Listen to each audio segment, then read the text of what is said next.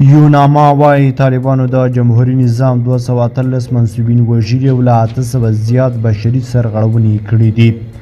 مجاهد وایي واقعیت نه لري. سلام درنو لیدونکو ستړي مه شئ. په افغانستان کې د ملګرو ملتونو مرستندویه ماموریت یا یوناما وایي واک ته د طالبانو له بیا ځلې رسېدو وروسته یې د 2021 کال له اګست میاشتې د 2023 کال د جون تر 30 د مخکني جمهوري نظام د کارکوونکو په اړه د بشري حقوقو د نقض له 800 زیاتې قضیې ثبت کړي دي. یوناما په افغانستان کې د پخواني افغان ملي دفاعي او امنیتي ځواکونو پر ضد د بشري حقوقو سرغړونې تر عنوان لاندې خپل راپور کې چې نن یې خپور کړی لیکلي په دې قضیو کې وژنې، خپل سر نیونې، شکنجه، ناسم چلنه او واخل شامل دي.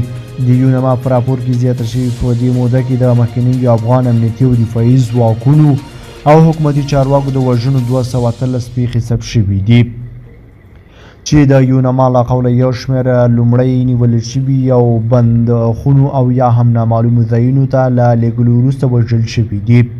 خو د طالبان د حکومت ویاند ذبیح الله مجاهد په خپله ایکس شبکه د راپور له حقیقت لرې بللی دی او زیاتوي د اسلامي امارت له لوري عمومي عفوه په ټولیزه توګه عملي ده. خو مجاهد دا مانی چې د انتقام اخیستلو ځینې شخصي موارد شته دي چې په خبره یې دوی په جدي ډول یې څېړي.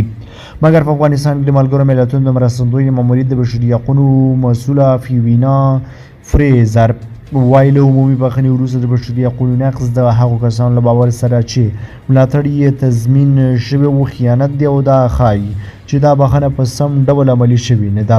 هغه وایي په ټول افغانستان کې سرغړونې شوي دي. دوی ټول هوکړلیکونه او د بشري حقوقو نړیوال کنوانسیونونه چې افغانستان یې غړیتوب او اوسني چارواکي باید ملاتړ وکړي نقضوي.